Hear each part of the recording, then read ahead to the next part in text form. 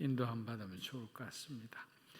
자, 오늘은 그리스도인의 불편한 선택이란 제목으로 우리 말씀을 조금 함께 나누고자 합니다. 베드로전서 우리 4장 12절에서 13절 한번 읽어보겠습니다. 시작. 사랑하는 자들아, 너희를 연다하려고 오려는 불시험을 이상한 일 당하는 것 같이 이상히 여기지 말고 오히려 너희가 그리스도의 고난에 참여하는 것으로 즐거워하라. 이는 그의 영광을 나타내실 때에 너희로 즐거워하고 기뻐하게 하려 함이라. 아멘. 예전에 이재철 목사님이 우리가 말로서 우리의 삶이 기록되기 전에 우리가 살아온 삶이 먼저 우리를 증거한다라는 그런 설교하시는 말을 들은 적이 있습니다. 그래서 사람이 말과 행동보다 이것이 사실은 종합되어진 우리의 삶은 항상 하나님 앞에서 우리가 어떤 삶을 살아가고 있는지 말하고 있다는 거죠. 고백하고 있다는 거죠. 우리만이 모를 뿐이에요. 우리의 삶이 어떻게 고백하느냐를 우리가 한번 생각해 보면 좋겠습니다. 얼마나 하나님 앞에 우리가 하나님을 사랑하고 하나님만을 사랑하고 우리가 세상을 잘 분별하고 그렇게 살아가고 있는지, 만약에 그렇지 못한다면 우리는 복음을 가지고 살아가지만 사실 복음에 합당하지 못한 삶을 살아가는 것과 마찬가지입니다. 사사기 13장을 보면 삼손의 탄생의 비밀이 나옵니다.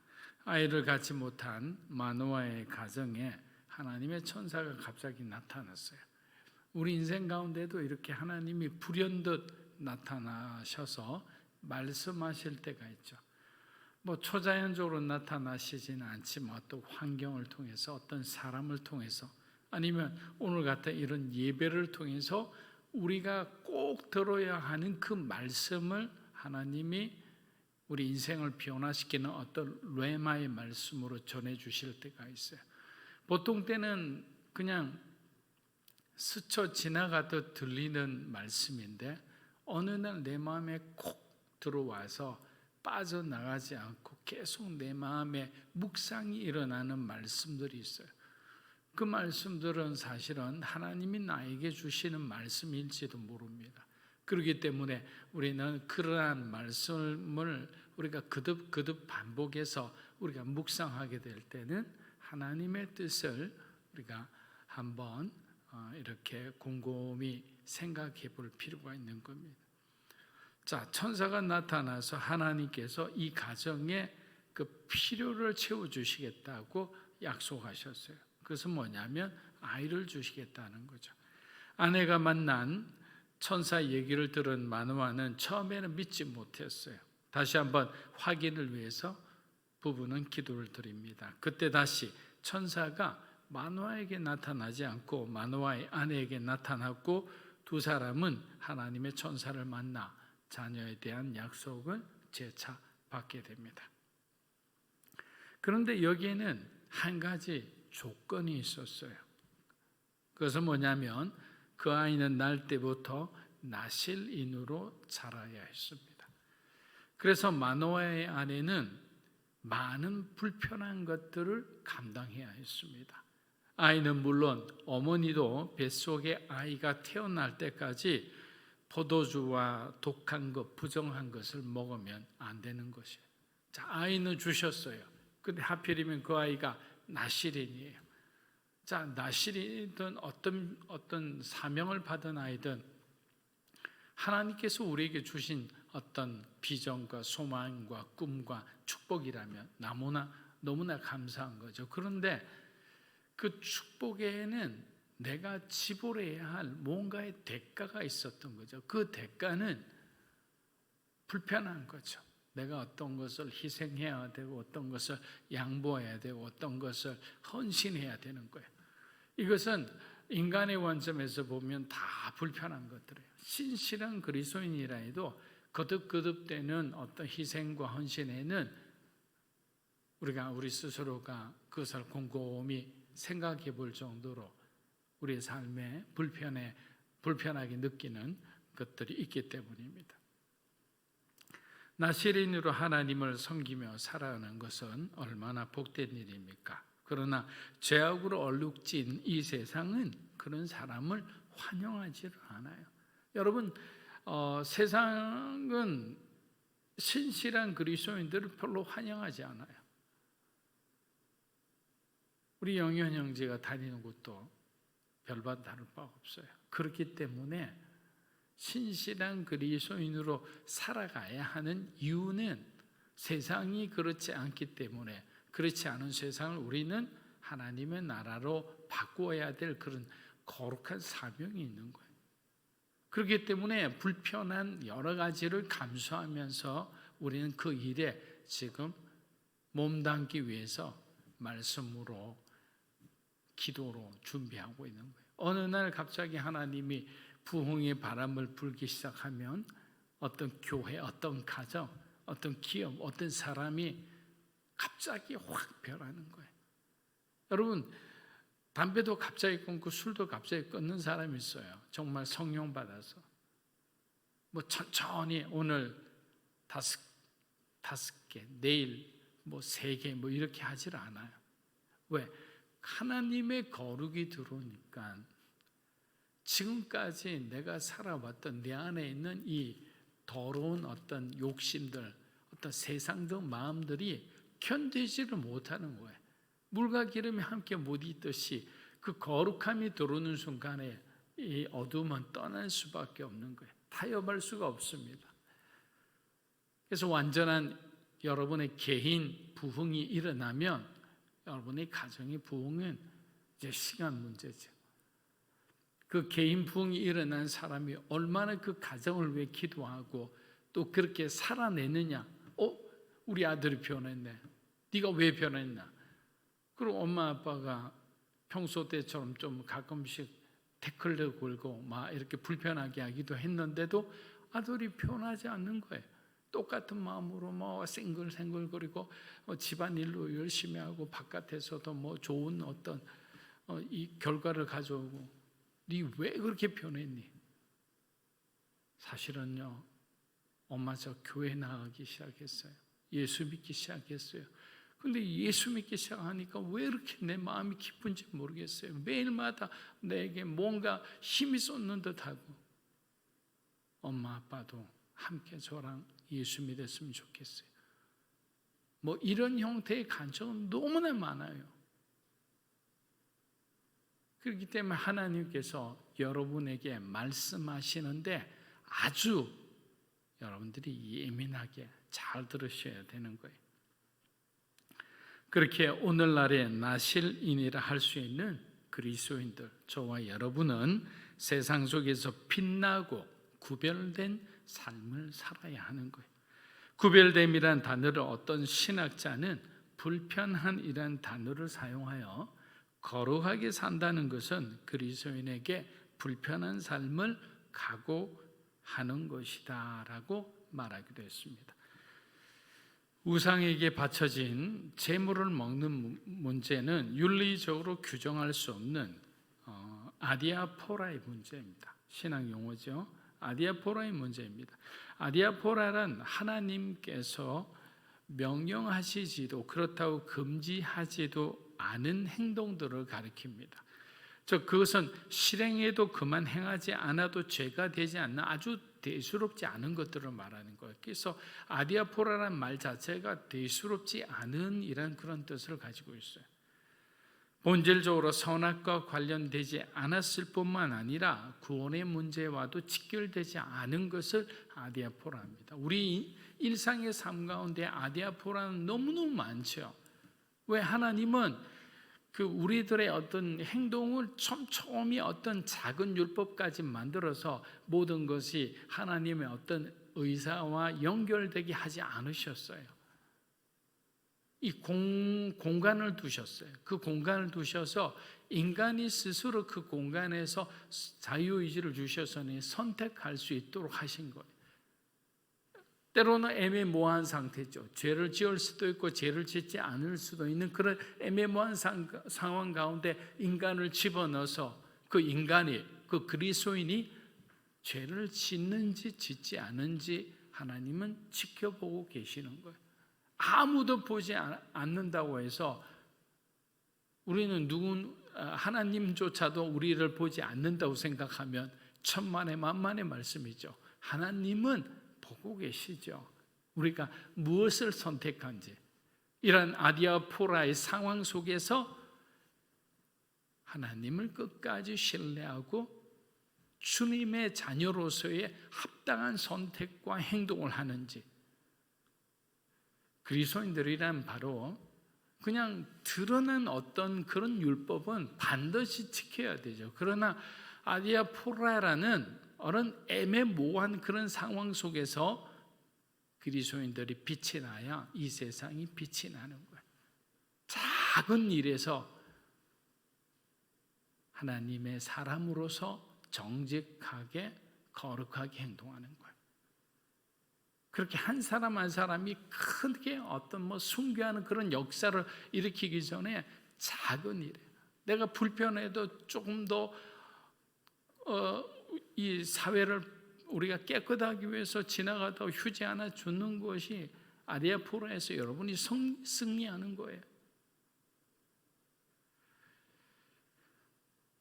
바울이 살던 고린도에는 두 가지 종류의 고기를 판매했던 것 같습니다. 하나는 처음부터 시장에 내다 팔기 위해 잡은 고기입니다. 다른 하나는 우상의 제물로 쓰여졌다가 시장에 조금 값싸게 나온 물건들입니다. 세상 사람들이 어느 쪽 고기든 그냥 아무런 양심의 거리낌 없이 그냥 저녁에 가족들과 맛있는 반찬으로 그렇게 먹을 겁니다. 그러나 그리스도인들은 이곳에서도 불편함을 감수하지 않으면 안 되는 거예요. 사실 땅에 있는 모든 것은 이교도들이 제사를 드린 음식이라 하더라도 주님 앞에 속한 것이기 때문에 우리는 그냥 당당하게 먹을 수 있는 거예요.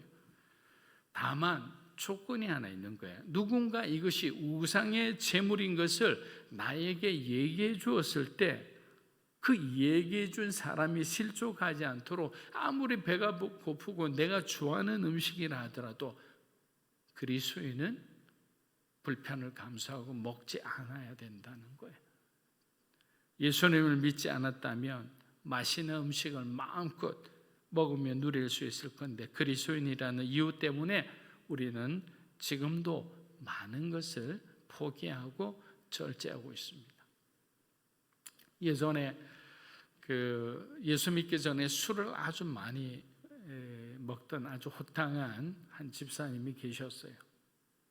근데 제가 일본 사역을 한다니까 본인이 일본에 사업 때문에 그렇게 많이 다닌대요. 근데 여름날이면 목사님 제가 하나님이 생각이 나야 되는데 아사히 맥주, 삿포로 맥주가 생각이 납니다. 아 그래요? 그랬더니 이거 잘못된 혹시 마음 아닌가요? 아니요. 정직한 마음이죠. 집사님의 육체는 과거에 집사님이 어마어마하게 마시고 누렸던 그 시간을 기억할 수밖에 없는 거예요. 그러나 집사님 안에 계신 성령님은 그것은 옛날에 네가 육체의 시절에 있었던 기억이니 지금은 네가 그런 어떤 술을 탐하거나 그렇게 할 수 없으니 아내가 주는 녹즙이나 이런 거나 마셔야죠. 그러니까 우리는 거룩해졌다 하지만 생각과 기억은 우리 옛날의 시간을 계속 말하고 있는 거예요.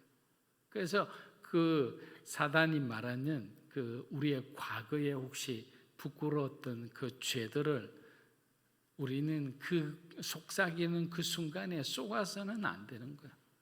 이미 나는 자유했다는 거예요. 여러분 하나님 앞에 죄사함을 받았어요. 그런 기억은 안 하셔도 됩니다. 이겨내야 되는 거죠. 자, 그러나 여기서 사도 바울이 먹지 말라고 한 이유는 우리들의 신앙적 성숙과 올바름을 그냥 표현하고 나타내기 위해서가 아니에요. 이 모든 것은 어디에 초점을 맞추느냐면 구원이에요. 구원. 하나님의 모든 관심은 구원에 있는 거예요. 인간의 구원에 대해. 예수님께서 우리를 위해 죽으신 것도 우리의 구원을 위해 죽으신 거잖아요. 자, 우리 때문에 시험대로 하나님 영광 가운데 들어가야 할 그 영혼이 혹시라도 구원의 대열에 실족해서 떨어질까봐, 멀어질까봐 그것을 경계하는 것뿐인 거예요.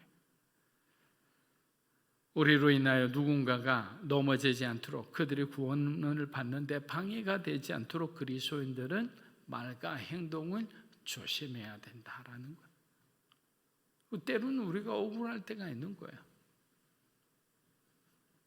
그래도 그런 억울함도 하나의 어떤 우리가 받아내고 이겨내야 할 것들이다라는 겁니다.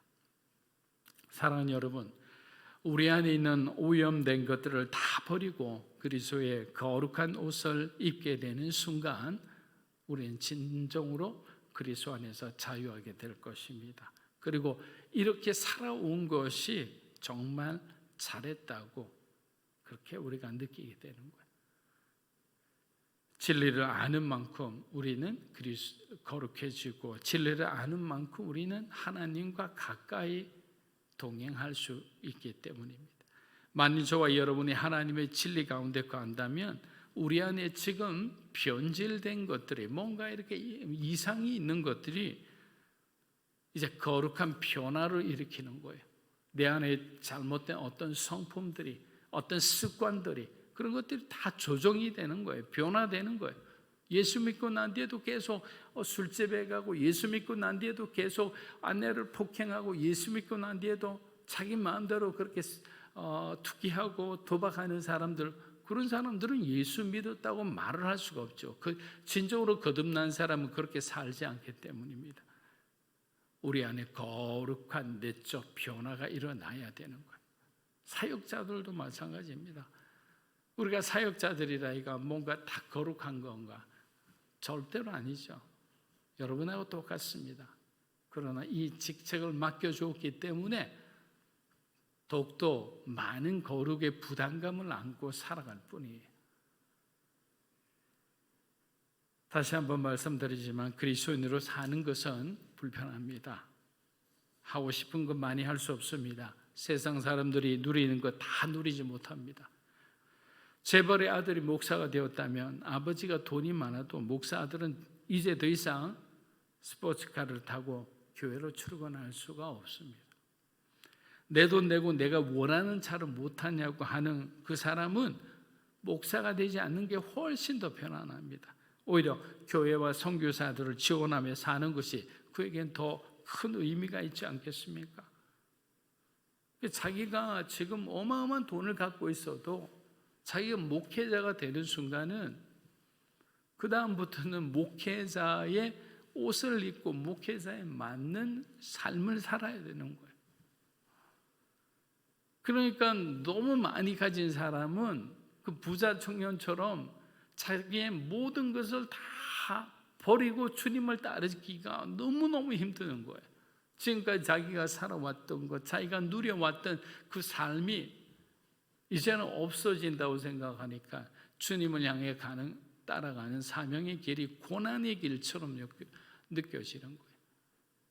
그래서 많이 가진 만큼 무거워서 주님의 부르심에 응답하는 게 느려질 수밖에 없는 거예요. 만약에 그 부자 청년에게 예수님이 네가 가진 것 다 가지고 나를 따라와라 했으면 당장 따라왔죠.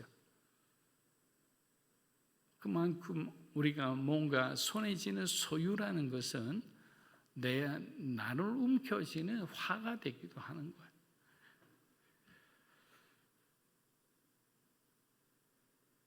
그러나 이러한 세상적 불편함이 저와 여러분을 세상으로부터 보호해 줌도 기억하십시오. 처음엔 불편함이 마치 불행처럼 여겨질 때도 있습니다. 그렇게 이해되지 않는 상황, 불편한 상황을 해결하고자 너무 노력하지 않아도 돼요. 우리가 노력할 필요 없어요. 왜냐하면 불편한 상황을 이렇게 펼쳐주신 분이 바로 하나님이시기 때문에, 그렇기 때문에 우리는 하나님께, 하나님 내 삶이 왜 이렇게 불행한 듯 보입니까? 내 삶이 왜 이렇게 불편한 듯 보입니까? 지금 내가 이해되지 않는 이런 모든 일들이 어디에서 시작되었습니까? 하나님 제발 좀 말씀해 주십시오라고 하나님께 찾는 것이 가장 빠릅니다. 내가 그 문제를 인간적으로 해결하려고 노력한다, 오히려 그 상황이 어렵게 될 수도 있습니다. 그냥 여러분의 믿음의 자리를 굳건히 지키십시오.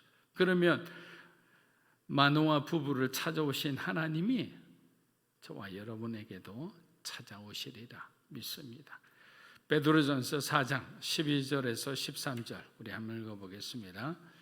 사랑하는 자들아, 너희를 연단하려고 오는 불시험을 이상한 일 당하는 것 같이 이상히 여기지 말고 오히려 너희가 그리스도의 고난에 참여하는 것으로 즐거워하라.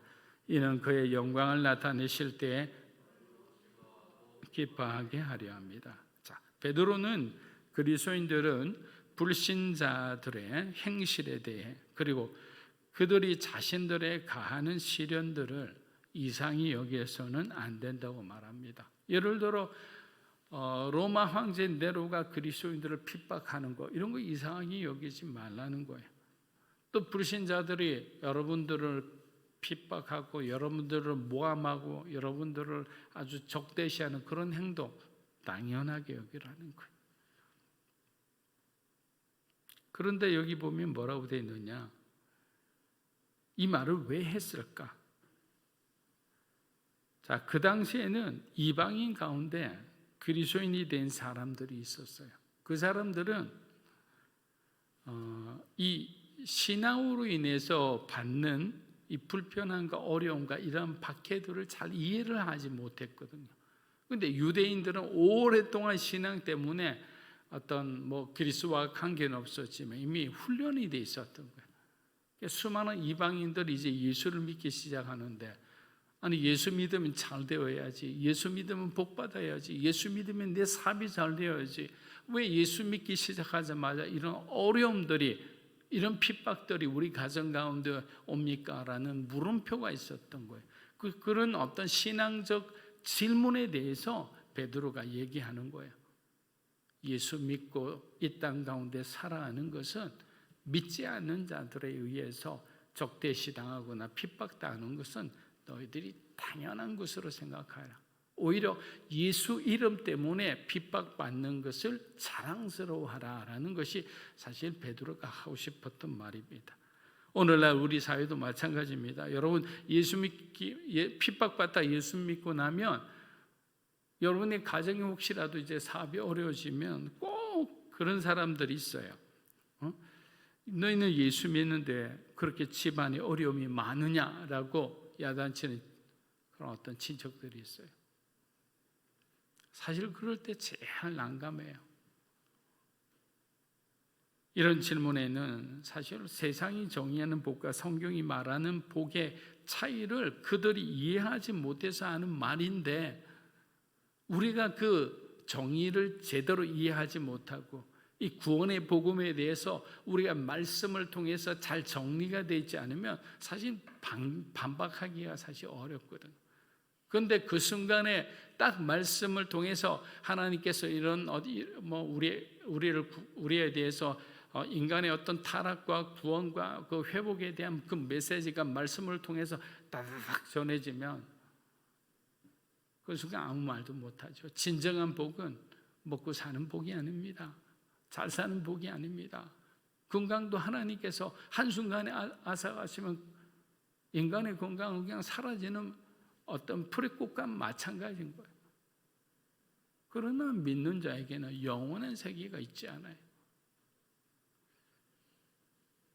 믿지 않는들 우리가 선포하세요. 선포하면 그들의 마음에 복음의 씨앗이 오히려 떨어지는 것 마찬가지죠. 그럼 어느 날 조카가 말한 그 한마디가 자꾸 자꾸 기억 속에 남아서 자신도 그렇게 힘들어졌을 때 전화해서 나도 교회 한번 나가면 안 될까? 이모님, 고모님 같이 가세요. 그렇게 전도될 수 있는 거예요. 그래서 바울이 때를 어떤지 모르던지 복음을 전하라고 그렇게 말한 거예요. 베드로가 말하는 불시험은 불같은 시련 또는 불같은 고통의 체험입니다. 심적으로, 환경적으로, 육체적으로 견디기 힘든 그러한 것들을 불시험이라 하는 거예요. 한계치까지 오는 그런 어떤 어려움들이다, 이렇게 말할 수 있는 거예요. 인간의 자존심이 산산조각 나가는, 우리의 옛자아가 완전히 죽어가는 그런 고통이죠. 하나님은 사랑하는 자들을 귀하게 쓰시기 위해, 그들의 믿음을 강하게 하기 위해 고통의 시험을 주실 때가 있습니다. 그런데 베드로는 이러한 시험이 너희에게 찾아오면 너희가 그리스도의 고난에 참여하는 것으로 즐거워하고 기뻐하라라는 거예요. 우리가 하나님 앞에 선택받은 백성이니까 그런 고난이 찾아오겠죠. 요한복음 15장 우리 20절 한번 읽어보겠습니다. 내가 너희에게 종이 주인보다 더 크지 못하다 한 말을 기억하라. 사람들이 나를 박해하였은즉 너희도 박해할 것이요 내 말을 지켰은즉 너희 말도 지킬 것이라. 자, 사도행전을 보면, 우리가 이제 사도행전을 공부하고 있지만 5장 쯤인가 보면 베드로와 이 사도들이 그리스도에 대해서 가르쳤다고, 복음을 전했다고 붙들렸어요, 대제사장들한테. 그래서 막 채찍을 아주 심하게 맞습니다. 그럼 얼마나 아파요. 오늘도 예수님 때문에 두들겨 맞았네, 이렇게 자조하고 자기를 비관하는 게 아니라, 오늘도 우리가 주님 때문에 두들겨 맞았어, 엉덩이가 그냥 헐었네, 여기는 피가 나네, 주님 감사합니다. 여러분, 이게 상상이 됩니까? 그런 어떤 믿음을 가진 사람이에요. 예수님 때문에 자기가 고난받을 수 있다는 그 감격으로 살았던 사람들이 바로 사도들이었고 당시의 초대교회 성도들이었습니다. 야, 정말 초대교회로 돌아가자 뭐 이렇게 한국교회가 예전에 부르시던 좀 많죠. 근데 그 구호는 너무나 멋있는데 그 구호 속에 담긴 그 진정한 그 뜻을 우리가 간과할 때가 많죠. 왜? 그만한 희생을 지불할 각오가 되어 있는가? 그만한 재산을 주를 위해 내어놓을 그런 각오가 되어 있는가? 자신의 목숨을 내놓고라도 하나님을 위해, 복음을 위해 살 그런 어떤 각오가 되어 있는가? 그것이 되어 있다면 초대교회를 본받고 우리는 그렇게 그 교회의 영성을 갖고 살아가야 할 거예요. 그러나 우리는 너무나 불편함이 싫어하는 사람이에요. 조금만 귀차니즘 이런 말을 하잖아요. 아니, 친구 집에 놀러 갔는데 엘리베이터가 없어서 걸어 올라갔다는 거예요. 그래서? 라고 물었어요, 우리 아들한테. 당연한 것 아니에요? 그런데 아들의 생각에는 그것이 당연한 것이 아니에요. 왜? 다 엘리베이터가 있잖아요. 그런데 한강맨션은 5층이거든요.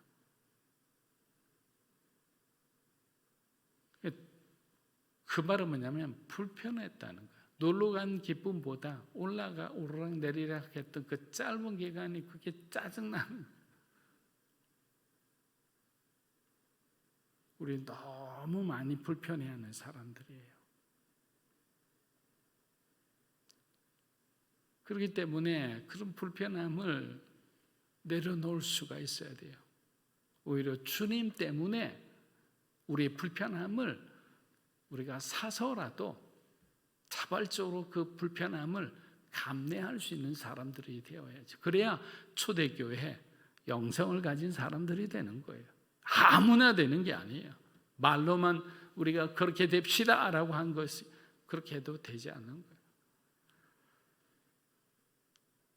이제 고난주간이 와서 일주일 동안 우리가 새벽에 기도를 하는데 제목을 아무리 생각해도 잘 떠오르지가 않는 거예요. 그러다가 이제 어제 아침에 생각이 나서 했는데 그리스도의 치열한 사랑이란 제목으로 고난주간을 보냈으면 합니다. 그리스도의 치열한 사랑. 주님이 우리를 향한 사랑이죠. 우리가 막 그렇게 사랑한 적 있나요? 그냥 은혜의 응석바지처럼 살아가는 사람들인데. 근데 주님은 우리를 어떻게 그렇게 치열하게 사랑하셨을까? 그 과정을 우리가 한번 돌아보면 좋을 것 같은 생각이 들었습니다. 예전에 제가 다니던 기독교 방송에서 여러분 잘 아는 이영표 선수와 인터뷰할 기회가 있었습니다. 신앙 좋기로 아주 유명한 이영표 선수가 유럽의 명문 구단에서 오랫동안 활약하고 또 미국 여러 가지 참 모델이 될 만한 그런 어떤 삶을 지금도 살고 있습니다. 그래서 혹시 어떤 비결이 있냐고 물어보자 이영표 선수가 빙그레 웃으면서 대답하였습니다. 자신은 한 번도 그러지 않고 저녁이 되면 개인 훈련을 했다고 합니다. 시합이 있는 날도 마찬가지입니다. 시합하고 나면 얼마나 온몸이 다치시잖아요. 그러나 운동장 가서 피곤한 몸을 이끌고 자신만의 훈련을 마치고 난 뒤에 숙소로 돌아왔다는 거예요. 그리고 은퇴할 때까지 단 한 번도 어기지 않고 자신과의 약속을 지켜냈다고 합니다. 그래서 그는 자신의 꿈을 이루기 위해서 자신을 아주 불편하게 만든 사람이었어요. 그런데 시간이 지날수록 체력이 좋아지답니다. 예를 들어 3년쯤 개인 훈련을 하니까 줄넘기를 2회 연속하는 것을 한 번도 쉬지 않고 줄이 걸리지 않고 1000번이 가능해지더랍니다. 여러분 100번도 아니고 1000번이에요. 이렇게 2번씩 뛰어가지고. 그리고 시간이 지나니까 3회 연속으로 하는 것을 300번 할 수 있게 되더랍니다. 그래서 태능선수촌에서 체력 테스트를 하면 항상 1, 2등을 빼앗기지 않았다고 합니다. 자신의 신장의 핸디캡을 이영표 선수는 자신만의 불편한 그런 약속을 이행하면서 자신의 꿈을 만들어 갔던 겁니다. 그리스도인이 불편함을 선택하는 순간 당장의 불이익이 찾아올 수도 있습니다. 하지만 우리가 포기하지 않고 그리스도인으로서의 불편함을 감내한다면 하나님이 여러분을 인정해 주는 시간이 찾아옵니다. 바로 그때 우리는 세상과 구별됨을 자랑하고 우리가 받는 고난이 우리가 선택한 불편함을 하나님이 기뻐하신다는 사실도 알게 될 것입니다. 그리스도의 제자로서 살아가는 세상 속의 불편함이 저와 여러분의 자랑이 되는 그런 사람들이 되시기를 주의 이름으로 축복합니다. 아멘.